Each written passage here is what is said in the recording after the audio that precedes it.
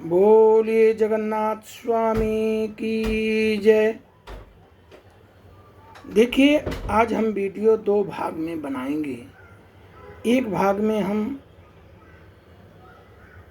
उनके बारे में बताएंगे कि धरती पर वैकुंठ कहाँ है, श्री हरि की जो 10 दिवसीय लोक यात्रा होती है उसके बारे में बताएंगे। दूसरे में शेष। देखिए, जगन्नाथ स्वामी नयन पथगामी ऐसा कहा गया है। भगवान जगन्नाथ की रथ यात्रा जो है आषाढ़ शुक्ल द्वितीया के दिन शुरू होती है और सनातन संस्कृति की मान्यता है कि साधक के मन, बुद्धि, चित्र, अहंकार रूपी भावों से युक्त देह रूपी रथ में आत्मा रूपी भगवान जगन्नाथ विराजमान रहते हैं, जिसका संचालन आत्मलीन भक्तों की श्रद्धा करती है। जगन्नाथ का अर्थ जगत के नाथ। तो जगत के नाथ के प्रति जो अनुयायी हैं वो प्रगाढ़ आस्था और सशक्त प्रमाण है कि जगन्नाथ स्वामी की अनूठी रथ यात्रा उड़ीसा के सागर तट पर पुरी नगर में रथ यात्रा के दौरान श्रद्धालुओं की आस्था का विराट वैभव देखने को मिलता है। देश विदेश से लाखों भक्त प्रति वर्ष इस 10 दिवसीय रथ यात्रा महोत्सव में शामिल होकर भगवान जगन्नाथ का आशीर्वाद प्राप्त करते हैं। देखिए, अब इसके बारे में हम बताने वाले थे कि धरती पर वैकुंठ। तो आइए जानते हैं पुरी की ऐतिहासिकता और भगवान जगन्नाथ की महिमा के बारे में। जगन्नाथपुरी की गणना भारत के 7 प्राचीनतम नगरों में होती है। पुराणों में इसे धरती का वैकुंठ कहा जाता है। श्री पुरुषोत्तम क्षेत्र, नीलांचल और श्रीपुरी के नाम से इसे संबोधित किया गया।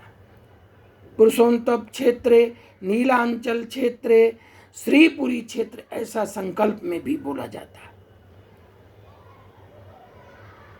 आज जो आप ये उड़ीसा सुन रहे हैं, पहले ये उत्कल के नाम से जाना जाता था।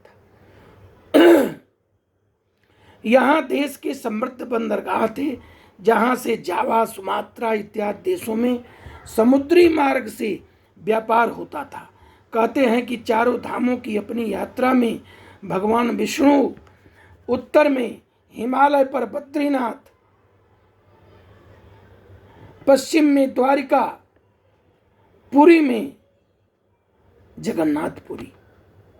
अब चारों धाम का अपनी यात्रा में भगवान विष्णु उत्तर में हिमालय पर बद्रीनाथ में स्नान करते हैं, पश्चिम में द्वारिका में वस्त्र पहनते हैं और पुरी में भोजन करते हैं, दक्षिण में रामेश्वरम में विश्राम करते हैं।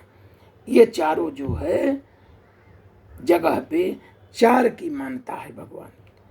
बंगाल की खाड़ी के पूर्वी छोर पर स्थित उड़ीसा के समुद्री तट पर बसी यह पुरी नगरी का जगन्नाथ मंदिर श्री विष्णु की 8वें अवतार श्री कृष्ण भगवान को समर्पित है।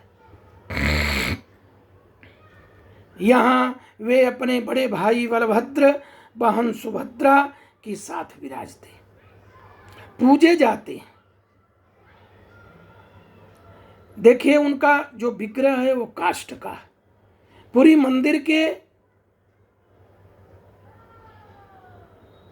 जो मंदिर है उसमें स्थापित जो देव हैं वो देव की प्रतिमाएं काष्ठ की हैं। उसमें एक कथानक जुड़ा हुआ है। ब्रह्म पुराण के अनुसार सतयुग में दक्षिण भारत की अवंती नगरी में इंद्रद्युम्न नाम के एक सत्यनिष्ठ और प्रजापालक राजा शासन करते थे। वे श्री हरि विष्णु के परम भक्त थे। एक बार राजा ने अश्वमेध यज्ञ किया। यज्ञ के बाद राजा ने सोचा कि वह कौन सा उपाय करें। उसे सृष्टि पालक भगवान विष्णु की कृपा दृष्टि प्राप्त हो। इस विचार से करते करते वे सो गए। नींद में राजा इंद्रदुम्न की प्रेरणा मिली कि उत्कल प्रदेश के समुद्र तट पर एक अलग तरह का वृक्ष है जिसका कुछ भाग जल में डूबा रहता है। उस काष्ठ के विग्रह से निर्माण करवाकर मंदिर में मूर्ति स्थापित करें तो उन्हें प्रभु का आशीष मिलेगा, ऐसा सुने इंद्रदुम्न ने स्वप्न देखा। राजा इंद्रदुम्न नियत स्थान से काष्ठ को ले आए। उनके विग्रह निर्माण के लिए कारीगर नहीं मिलने से वो दुखी हो उठे। हर इच्छा से देवशिल्पी विश्वकर्मा स्वयं वृद्ध शिल्पकार का वेश धारण करके, देखिए भगवान कैसे मदद करते हैं। जब इनको कोई नहीं मिला तो भगवान विश्वकर्मा जो है बूढ़े का भेष बना करके और उनके पास पहुँचे, लेकिन सशर्त विग्रह बनाने को तैयार हुए कि भाई बनाऊंगा जरूर, मगर हमारी एक शर्त रहेगी। शर्त क्या थी कि निर्माण कार्य के 21 दिनों तक कोई भी व्यक्ति उनके कक्ष में प्रवेश नहीं करेगा। शर्त मान लिए जाने के बाद विग्रह निर्माण कार्य शुरू हो गया। लेकिन राजा इंद्रदुम्न की रानी गुंडीचा अपनी उत्सुकतावश प्रेमवश नियंत्रण नहीं रख सकी और 15वें दिन ही छुपकर विग्रह निर्माण देखने जा पहुंची। किंतु ऐसा होते ही शिल्पकार अधूरे विग्रह को छोड़कर अंतर ध्यान हो गए और राजा रानी को इस भूल का बड़ा भारी पछतावा हुआ। अब आगे की जो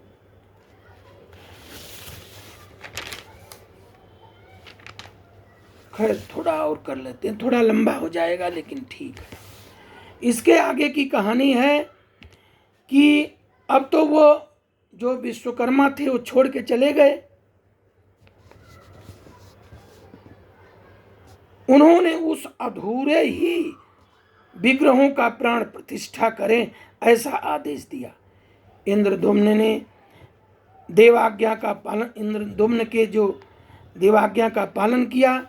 जगन्नाथपुरी के मंदिर में सदियों से भगवान नीला माधव, बलराम, सुभद्रा वही अधोभागहीन काष्ठ प्रतिमाएं पूजी जाती हैं